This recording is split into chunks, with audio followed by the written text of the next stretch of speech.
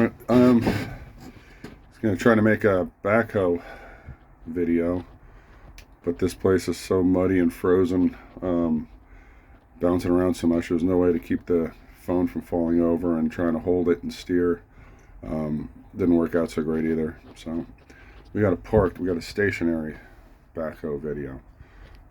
Suffice it to say, that stone is going behind the building through those frozen ruts and filling in a hole. But it's coffee break time, so I drink and I know stuff, and this is brought to you by Quick Check Coffee. And they have good coffee, and they got really good Portuguese rolls made in Down Neck, Newark, in the Portuguese section by the Texera family, and they're really good if you like buttered rolls. But I read a comment today. Somebody that I've known for a while commented on an older video when I was bitching about the voting rolls not being cleaned out in Pennsylvania, and one of the things he said was that I told you 10 years ago this isn't going to end unless there's a fight, and that kind of got me thinking. We as the right, we don't go there. We don't burn down our shit. We don't. But if you go all the way back to like the bus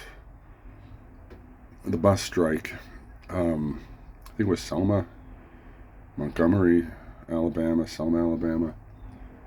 But since I'm trying to think of her name, I can't remember it.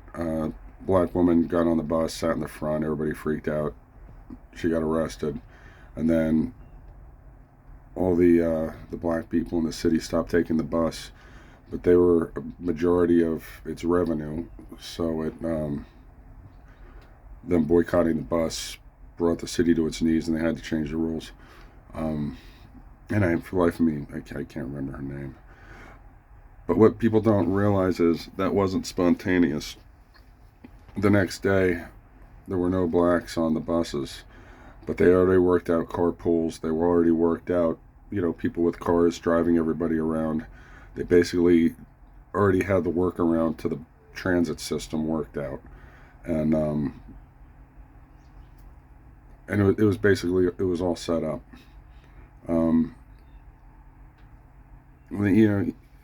So it's like there's your origins. And I think it was for a good cause. It was a big setup, but it was for a good cause. That's my take on it. But then you go to Rodney King. The Crips had a master plan to take out all their rivals in South Central Los Angeles, and they waited for Rodney King. They just waited, and then there was that one incident. Rodney King got beat up on the side of the road because he just got out of jail. He was all strung out on crack. Led the police on a car chase, finally crashed it.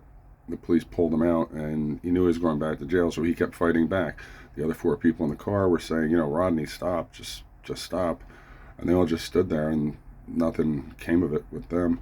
We got the Los Angeles riots because the Crips had planned the whole thing, and they were just waiting for that one incident that they could make something happen, make hay out of it. And they did.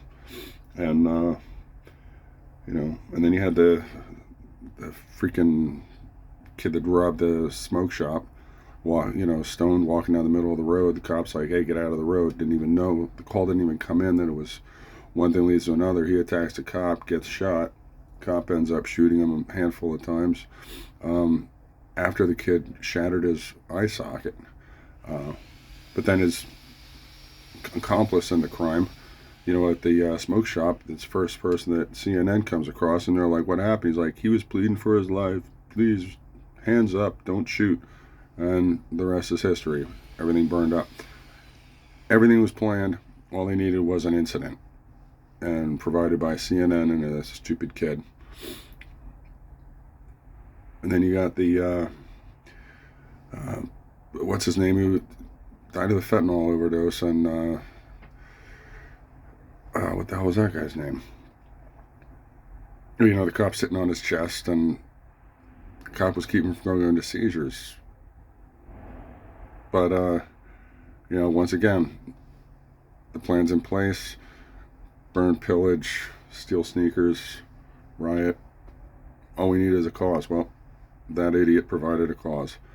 And I guess where I'm going with this is the whole idea of, it's not going to end without a fight. Right, today's not the day to fight. Probably next month isn't either. If the right wants to fight, and I'm not suggesting it, but if there's going to be a right-left fight of some sort, there's going to be a hell of a lot of organization that does not exist right now. And then either set up, somebody goes someplace and gets roughed up by the cops for doing something seemingly harmless but in violation of a law, and then broadcast the hell out of it and say, look, left wing bad. And everybody's waiting. It's, it's kind of just spring the trap, and then all of a sudden, people start marching around with their, in full kit and kicking ass and taking names. But there's no organization for it. There's no nationwide group. The oath takers, the oath keepers, they, I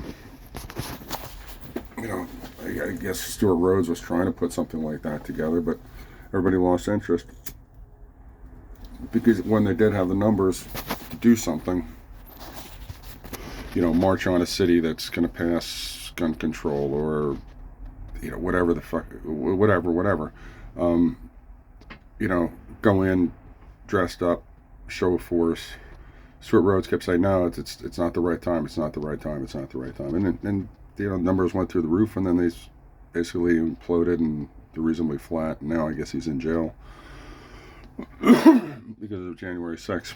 But, was there a time? Was there a place? Did he have the organization? Yeah, he did, and he kind of blew it. But there is no... There's nobody organized anything like that. There's no...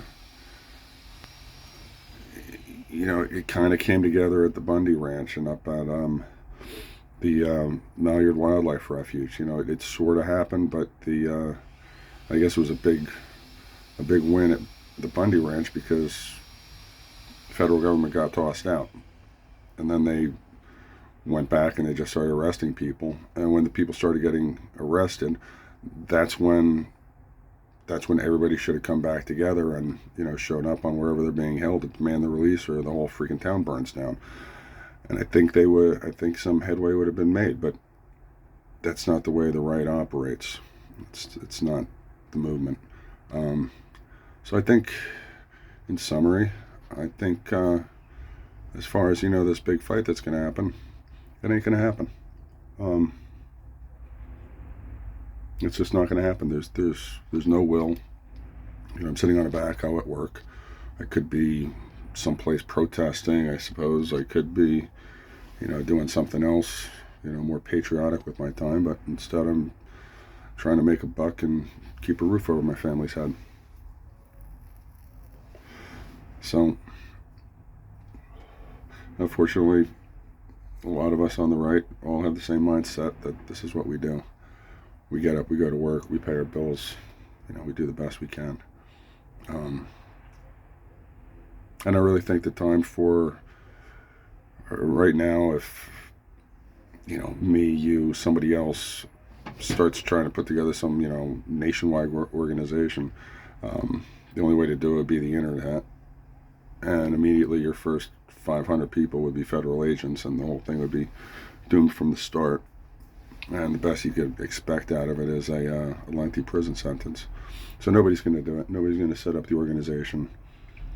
Nobody's trusting enough to, go to a shooting range and say, hey,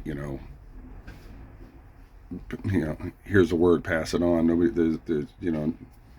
going to do what the Hamas did in Gaza, and use messengers and, person-to-person contact. And that's why that's why the attack on October 7th was successful, because they didn't use the internet. They didn't use cell phones. Nothing that could be intercepted. But we don't have our shit together to do that. So So that's the way it goes. Anyway, so I'm not expecting a big fight anytime soon. And that's it. Y'all have a great day.